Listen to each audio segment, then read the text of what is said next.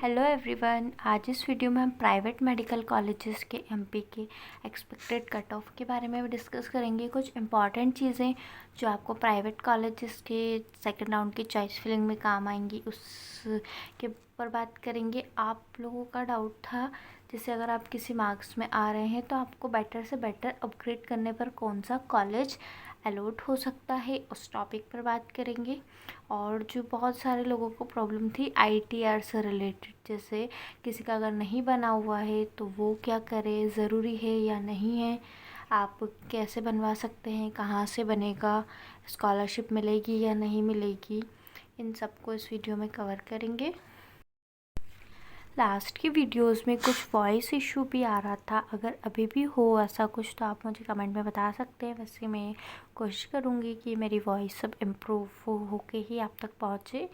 और इस चैनल पर आपको कुछ भी फेक चीज़ें या फिर फेक कट ऑफ नहीं मिलेगा। जैसे कि बहुत सारी वीडियोस ऐसी होंगी जिसमें जो आपको बोलेंगे आपको इतने कम मार्क्स में कॉलेज मिल जाएगा, इतने नंबर में कॉलेज मिल जाएगा, ऐसा नहीं होता है। मैंने खुद ने अपनी लाइफ में बहुत साल इस चीज़ के पीछे वेस्ट किए हैं। मुझे एक राइट इन्फॉर्मेशन नहीं थी। मैं यहाँ किसी को खुश करने के लिए नहीं आई हूँ कि आपको इतने में कॉलेज मिल जाएगा, आप मेरे वीडियो को लाइक करें, व्यूज़ आए उस पर। एक ऑथेंटिक न्यूज़ जो आपको वास्तव में काम आएगी। एक बार अगर जैसे कोई कट ऑफ बताया है उससे और नीचे चला जाए ना तो वो एक बार चल जाएगा, लेकिन उससे ऊपर ही आपका अगर मार्क्स का कट ऑफ ख़त्म हो जाए तो आपका इतना ज़्यादा टाइम जो है आप काउंसलिंग में भी वेस्ट करेंगे। और अगर आप नेक्स्ट ईयर में पार्टिसिपेट करेंगे नीट के लिए, नेक्स्ट ईयर में एग्ज़ाम देना चाहेंगे तो उसके लिए भी आपका बहुत सारा टाइम निकल चुका होगा काउंसलिंग करते करते। तो इसीलिए आपको कोई ऐसा कट ऑफ नहीं मिलेगा कि हाँ इतने कम ना मार्क्स में आपको कॉलेज मिल जाएगा। इस साल आपको वैसे ही पता है कितना हाई कट ऑफ है। वैसे ऑल इंडिया की बहुत सारी सीट्स इस बार वैकेंट रहकर आई हैं, जो मतलब बहुत लोगों ने डायरेक्टली उसको छोड़ा है। अगर स्टेट के स्टूडेंट सेकंड राउंड में ऑल इंडिया की काउंसलिंग में पार्टिसिपेट करते हैं, वहाँ जाते हैं, तो ऑब्वियसली गवर्नमेंट कॉलेज की कट ऑफ में डिफरेंस थोड़ा बहुत भी और देखने को मिलेगा। ये उस चीज़ पर डिपेंड करेगा लेकिन ऑल इंडिया में कितने स्टूडेंट्स जाते हैं। आपने देखा ही होगा ऑल इंडिया में बहुत सारी सीट्स लास्ट ईयर के कंपेयर में इस ईयर बहुत सारे लोगों ने डायरेक्टली सीट को लीव किया है। तो अगर वो सीट सेकंड राउंड में फिल होती है, स्टेट के जो स्टूडेंट्स वो ऑल इंडिया में पार्टिसिपेट करते हैं, तो स्टेट के कट ऑफ में भी थोड़ा जो लो है वो जा सकता है। ज़्यादा नहीं जाएगा लेकिन कुछ तो डिफरेंस आ ही जाएगा, क्योंकि नीचे आते आते नंबर ऑफ़ स्टूडेंट्स जो हैं वो ऑब्वियसली इंक्रीज़ हो गए हैं। प्राइवेट कॉलेज की जो बात करें, जो मैं आपको बताई हूँ नेक्स्ट वीडियो में भी बताई थी, अगर आपको फर्स्ट राउंड में कॉलेज अलॉट हुआ है और आप सेकंड राउंड की चॉइस फिलिंग कर रहे हैं तो आपको सिक्योरिटी अमाउंट 75,000 देने ही है। और अगर फर्स्ट टाइम ही अगर आप कर रहे हैं या फ्री एग्ज़िट की है तो आपको सेकंड राउंड की चॉइस फिलिंग में 1 लाख रुपीज़ लगेंगे। चॉइस फिलिंग के टाइम आप इन चीज़ों का ध्यान रखें। चॉइस फिलिंग इस हिसाब से करें, अगर आप किसी स्कॉलरशिप में आ रहे हैं, आप सीट ले सकते हैं तो ही आप चॉइस फिलिंग करें। आईटीआर का बहुत बड़ा इशू है तो इसको अपन समझ लेते हैं एक बार। तो ये जो आईटीआर है मतलब इनकम टैक्स रिटर्न, इसकी आपको कॉलेज में क्या लिखेगी, कंप्यूटेशन। ज़रूरी है कोई इनकम टैक्स भरता हो या नहीं भरता हो उनको अब ये बनवा करके कॉलेज में सबमिट करनी ही है। ये इसलिए हो रहा है क्योंकि बहुत अधिकतर मतलब मैक्सिमम लोग जो हैं वो अपनी फेक इनकम सर्टिफिकेट बनवाते थे, भले इनकम इतनी ना हो, 60,000, 70,000, 80,000, 1 लाख। बल्कि इस टाइम में इस सिचुएशन में सिर्फ 1% लोग ऐसे होंगे जिनकी वास्तव में इनकम इतनी कम होगी, बाकी सारे सर्टिफिकेट्स फेक हैं। इसलिए आरटीआई इस बार उन लोगों ने मांग लिया है। मैंने लास्ट वीडियो में बताया था ये ऑल इंडिया में भी नहीं लिया गया है, एमपी में ही लिया गया है, क्योंकि यहाँ पर बहुत सारी स्कॉलरशिप जो हैं वो चलती हैं, उसका लोग बिन मतलब के फ़ायदा ले रहे हैं। जैसे जो मुख्यमंत्री मेधावी स्कॉलरशिप है वो तो फिर भी चलो एक बार मानते हैं, ठीक है, वहाँ पर आपके 70% एमपी बोर्ड में होने चाहिए और सीबीएसई बोर्ड में आपके 85% होना चाहिए। लेकिन जो पोस्ट मैट्रिक और जो एक और स्कॉलरशिप है वो संबल वाली मुख्यमंत्री जन कल्याण योजना, इसका तो कोई फैक्ट ही नहीं बनता है। मतलब आप किसी को कास्ट के बेसिस पर या फिर इन सब चीज़ों के बेसिस पर स्कॉलरशिप दे रहे हो, वो भी एक ऑथेंटिक नहीं है। लोग फेक सर्टिफिकेट बनवा रहे हैं और उस स्कॉलरशिप को यूज़ कर रहे हैं। तो ये एक सही चीज़ नहीं थी स्कॉलरशिप देने के लिए, इसलिए उन्होंने इस बार आईटीआर मांगा है। और इसके बाद उन्होंने ये भी कहा है, जैसे अगर आप प्राइवेट स्कूल से स्टडी कर रहे हो तो फिर आप संबल जो बनता है जैसे श्रम विभाग के उसमें, तो आप वो कैसे बनवा सकते हैं, आप इतना अफोर्ड कैसे कर पा रहे हैं। तो इन सब चीज़ों का ध्यान रख कर ही आप अपना इनकम सर्टिफिकेट वहाँ दें। आप 2 लाख से कम की इनकम तो बिल्कुल भी ना बनवाएं। मैंने बोला 1% लोग हैं ऐसे, बाकी मैक्सिमम इतने ऐसे ही लोग हैं जिनकी इनकम 2 लाख 2.5 लाख से नीचे तो नहीं जानी चाहिए। आपने चॉइस फिलिंग के टाइम जो है वो अपने डॉक्यूमेंट्स दे दिए, वहाँ पर बहुत सारे स्टूडेंट्स होते हैं। लेकिन जब आप एडमिशन ले रहे हैं ना किसी कॉलेज में, तो वहाँ पर आप कॉलेज में 200, 250, 150 इससे भी कम ही स्टूडेंट्स होते हैं। तो इतने लोगों की जानकारी निकालना कोई बहुत बड़ी बात नहीं है। इसलिए यहाँ पर आप कुछ भी चीज़ फेक यूज़ नहीं कर सकते, इस चीज़ का ध्यान रखें। तो जो लोग आईटीआर फाइल करते हैं वो चॉइस फिलिंग ध्यान से करें। आप किसी स्कॉलरशिप में आ रहे हैं, आप कोई कॉलेज ले सकते हैं, तो पेमेंट सीट पर भी तभी चॉइस फिलिंग करें। जैसे आपको जो लोग आईटीआर फाइल करते हैं उन्होंने इस बार की होगी, उसकी लास्ट डेट थी 31 जुलाई, तो अभी तक उन लोगों की हो गई होगी। और जो लोग आईटीआर फाइल नहीं करते हैं उन लोगों को सीए जो चार्टर्ड अकाउंटेंट होते हैं वहाँ पर जाकर उनसे कंपटीशन बनवानी है। उनकी जो फ़ीस होगी वो लोग ले लेंगे। आपकी इसमें पेनल्टी लग सकती है, क्योंकि मैंने बोला इसकी लास्ट डेट 31 जुलाई थी। अब आप लेट बनवा रहे हैं तो शायद इसकी पेनल्टी लग सकती है। और बहुत कम ना बनवाए, मैं अभी भी भूल रही हूँ। आप ज़रा से बनवा कर उसको लेकर जाएंगे, वो लोग फिर आपसे बोलेंगे कि आपकी इतनी कम इनकम तो नहीं हो सकती, आपकी जो स्कूल वगैरह है सब देख कर के कि आप यहाँ पे पढ़े हो, तो how can you afford all of this. इसलिए इस चीज़ का ध्यान रखें, सब चीज़ रियल लेकर जाएं। तो ये आईटीआर की बात हो गई, कहाँ बनेगा। ऑब्वियसली सबको बनवाना ही ज़रूरी है ना। अब आ जाते हैं प्राइवेट मेडिकल कॉलेजेस के कट ऑफ के ऊपर, और आपको कितने मार्क्स पर कौन सा कॉलेज अलॉट हुआ है, नेक्स्ट में कितना अपग्रेड होने पर आपको कौन सा कॉलेज मिलने के चांसेस है, उसके बारे में, कितने मार्क्स में का डिफरेंस आया है हर कॉलेज में, और उसके बारे में भी है ना। तो सबसे पहले आपको बताइए अरविंदो, जो Shri Aurobindo institute of medical science college है, उसका कट ऑफ गया जनरल के लिए 620, ओबीसी के लिए 606, एससी के लिए 491 एंड एसटी कैटेगरी के लिए 365। अगर आप जैसे नीचे आएंगे ना इसमें, तो जैसे एलएनसीटी और ये इंडेक्स मेडिकल कॉलेज तक, यहाँ तक कि आपको जो नंबर ऑफ़ सीट्स कॉलेज में है ना, ये है 250-250 सीटें हैं हर कॉलेज में। तो यहाँ पे आपको 10 मार्क्स का डिफरेंस मिल जाएगा।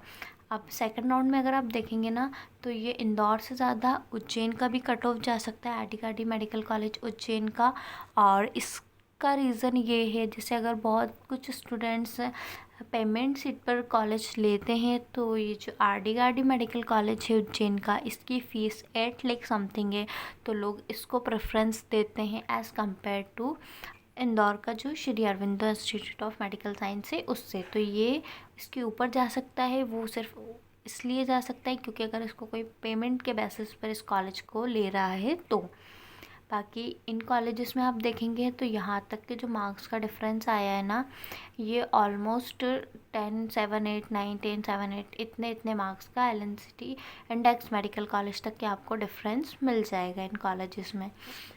जैसे 612, 611 इसमें तो ऑलमोस्ट इक्वल है ना इन कॉलेजेस में। इसमें आपको 10 का डिफरेंस, 10, 9 इतने मार्क्स का इसमें आपको डिफरेंस मिल जाएगा। अब जैसे LNCT Indore, Mahaveer institute of medical science Bhopal, Amaltas Dewas और आरकेडीएफ मेडिकल कॉलेज भोपाल, इन सब कॉलेजेस में 150 सीट्स हैं, इन सब में आप 5, 6, 5, 7 इतने मार्क्स का आपको इसमें डिफरेंस देखने को मिल जाएगा। आप देख सकते हैं यहाँ से 74 से 76 मार्क्स का डिफरेंस है। और LNCT ये 567 पर मिला है, SC कैटेगरी के लिए 439 पर और ST कैटेगरी के लिए 317।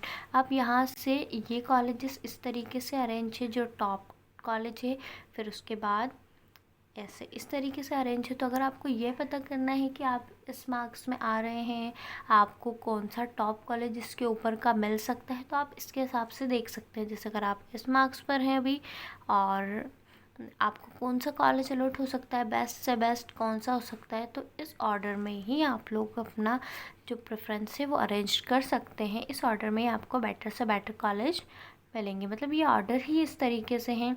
जैसे आपको अरविंदो सबसे बेस्ट कॉलेज है, उसके बाद RD cardio Jain, Chirayu medical college, pupils, LNM Bhopal, index, LNCT Indore. तो ये सेकंड राउंड में चॉइस फिलिंग ध्यान से करें। अगर आप स्कॉलरशिप नहीं ले सकते हैं तो आपको सिक्योरिटी अमाउंट रिटर्न नहीं होगा। मैं बहुत बार हर वीडियो में बोल चुकी हूँ, इस चीज़ का ध्यान रखें, इस चीज़ को बिल्कुल भी इग्नोर ना करें। फर्स्ट राउंड में तो ऐसा था, आपने सीट लीव कर दी, कोई दिक्कत नहीं थी। इस बार ऐसा भी था, आप अगर फर्स्ट राउंड में सीट लीव करते हैं तो आप आगे के राउंड्स में पार्टिसिपेट कर सकते हैं, पर अब आप सीट नहीं छोड़ सकते डायरेक्ट। आपको जो सिक्योरिटी अमाउंट है वो रिटर्न नहीं होगा। और जो बचे हुए ये कॉलेज है, रामकृष्ण मेडिकल कॉलेज भोपाल और सुख सागर मेडिकल कॉलेज जबलपुर, ये जो 2 कॉलेजेस हैं ना, मतलब इसमें तो जैसे आप पीछे बाकी के जो कॉलेजेस देखेंगे ना, उसमें आपको मार्क्स में डिफरेंस मिलेगा। जैसे मैंने बताया, जहाँ पे 250 सीट है वहाँ पे आपको 9-10 मार्क्स का डिफरेंस मिल रहा है। जहाँ पे 150 सीट्स है ना कॉलेजेस में, वहाँ पर आपको डिफरेंस मिल रहा है ऑलमोस्ट 5-6 मार्क्स का। लेकिन ये जो 2 कॉलेज है ना, ये 2 कॉलेज तो सिर्फ 2 मार्क्स पर ही ख़त्म हो गए। जैसे 57 से लेकर तो 55 मार्क्स पर, ये हर उसमें, मतलब इसमें आप देखेंगे ना तो 2-3 मार्क्स में ये दोनों कॉलेजेस ही फिल हो गए। मतलब अगर देखें तो इसमें जाना चाहिए था, जैसे 5-5 मार्क्स तो जाना था दोनों कॉलेजेस में, तो इसको 40 48-47 तक तो कट ऑफ को आना था। पर ये 2 जो कॉलेजेस है ना, ये तो बहुत, मतलब 1-2 नंबर पर ही सारे कॉलेजेस ख़त्म हो गए। तो अब देखते हैं नेक्स्ट राउंड में कितनी सीट्स बच कर आती हैं। जैसे जो गवर्नमेंट मेडिकल कॉलेज में सीट्स इंक्रीज़ होने का चल रहा है, नीमच मंदसौर में, तो वो सीट्स इंक्रीज़ होती हैं या नहीं। जब 12 तारीख को आपका जो वो सीट वैकेंट सीट आ जाएंगी ना, तो उसमें ही वो लोग ऐड करके दे देंगे जिस सीट को, मतलब अगर नंबर ऑफ़ सीट्स इंक्रीज़ होंगी तो वो। या फिर ये सीहोर वाला जो कॉलेज है आपको बिल्कुल फ्रेश है। अब ये सारे कॉलेजेस सेकेंड राउंड से ही पार्टिसिपेट करते हैं या फिर मॉप अप राउंड में पार्टिसिपेट करेंगे, ये आप लोगों को 12 तारीख को पता चलेगा, जब वैकेंसीज़ जो होंगी वो पब्लिक की जाएंगी उसके बाद। और नेक्स्ट उसमें अपन इनको rank wise, state rank wise भी एक बार देख लेंगे, ताकि जैसे मैंने आपको पहले भी बताया था, रैंक वाइज इनको कंपेयर करना बहुत एग्जैक्टली अपन पता कर सकते हैं। ऑल इंडिया रैंक से तो बहुत ज़्यादा रेफरेंस आ जाता है।